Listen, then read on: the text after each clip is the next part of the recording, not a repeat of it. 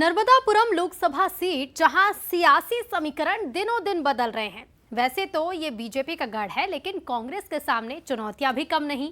24 की तैयारियों में जुटी कांग्रेस को शनिवार के दिन ऐसा झटका लगा जिससे उबरने में उसे काफी वक्त लगेगा।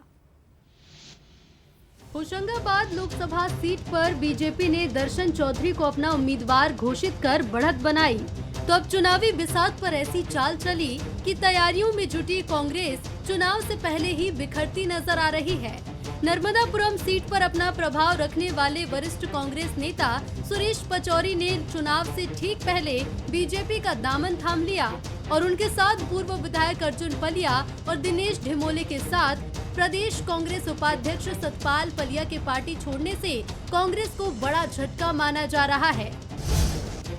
कैसे मजबूत हुई बीजेपी? सुरेश पचौरी की गिनती क्षेत्र के कद्दावर नेताओं में। नर्मदापुरम लोकसभा सीट पर पचौरी का प्रभाव। ब्राह्मण वर्ग के बड़े नेताओं में शुमार हैं पचौरी। अर्जुन पलिया विधायक रहे, कांग्रेस के जिलाध्यक्ष रहे। सतपाल पलिया की युवाओं के बीच अच्छी पैठ। कांग्रेस के टिकट पर विधानसभा का चुनाव लड़ चुके सतपाल पलिया परिवार का पिपरिया सुहागपुर विधानसभा में पड़ेगा असर। दिनेश ढिमोले का गाडरवारा क्षेत्र में प्रभाव।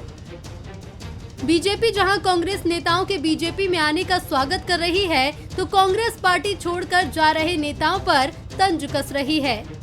देखिए, सुरेश पचौरी जी एक जमीनी स्तर के नेता हैं। भोपाल और होशंगाबाद के क्षेत्र में विशेष तौर पर उन्होंने अपना एक संगठनात्मक तंत्र डेवलप किया था। कांग्रेस पार्टी के लिए विभिन्न पदों पर रहते हुए उन्होंने हमेशा ही कार्यकर्ताओं को अपने साथ जोड़ा और स्वाभाविक तौर पर उनके जैसे एक महनीय नेता के आने से भारतीय जनता पार्टी को फायदा हुआ है। वो खुद जितनी बार भी चुनाव लड़े, कभी चुनाव नहीं जीत सके, तो मैं ऐसा मानता हूं कि उनके जाने से हमको बहुत ज्यादा फर्क नहीं पड़ेगा, खासकर आप जो होशंगाबाद क्षेत्र की बात कर रहे हैं।